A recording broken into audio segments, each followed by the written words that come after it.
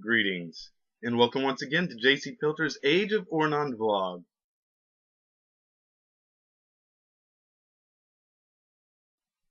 So, last week I was talking about the world and how far Christians should be removed from it, and I said that this week I was going to delve a little deeper into the practical applications of this, and if I step on anybody's feet, I'm sorry, but that's just what I've come away with as I've studied this subject.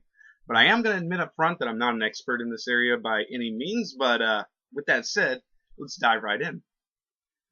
I'm one of those guys who like to think in black and white. I really don't like the color gray because it's not clear enough for me.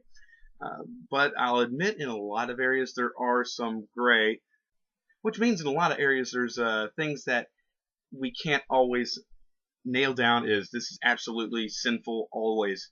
There are things that are good that can become bad. There are things that are more or less not necessarily good, not necessarily bad that can become bad. But this is not to say that there are certain situations where sin becomes acceptable or good. Not at all. What I came to realize as I began to study this more closely is that we're really talking about the subject of idolatry. Now, when we think about idolatry today, we like to think about these little bitty wooden statues and people bowing down and praying to them. But it's idolatry, definitely. It's what was commonly done way back in the day, and this has brought most of us Americans to thinking, well, we don't have troubles with idolatry in America. We've got that commandment down. But really, do we?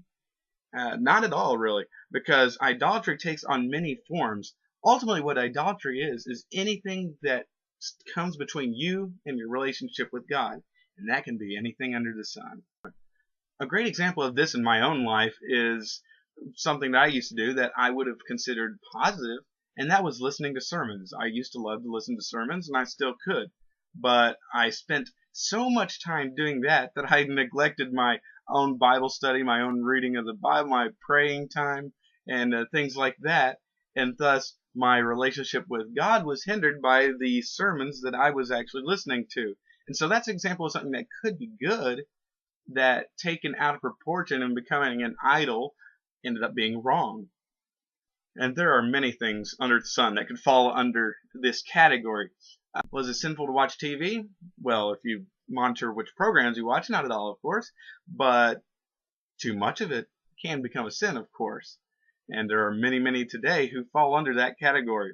Is it wrong to play a video game? I know that my generation, they can't get out of the video games long enough to actually work a job.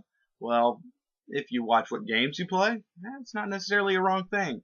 But if you take too much time doing it, then that becomes a sin. Here's the big one today. Is watching sports, or football especially, is that sinful?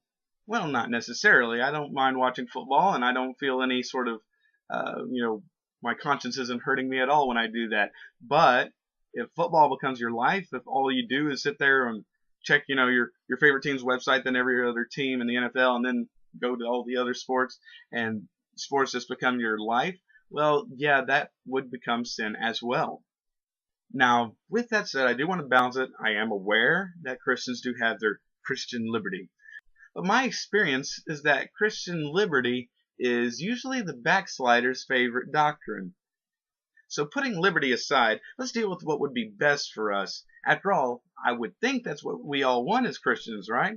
Now, here's where it's going to get really difficult. But for me personally, I found in my own life that the things that I prefer to excuse as lawful under the banner of Christian liberties, those are the things that have become or may yet very soon become idols in my life. So if there is anything in our lives that is too precious for us to let go of, then it'd probably be best if we just sacrifice that to God and stop doing it.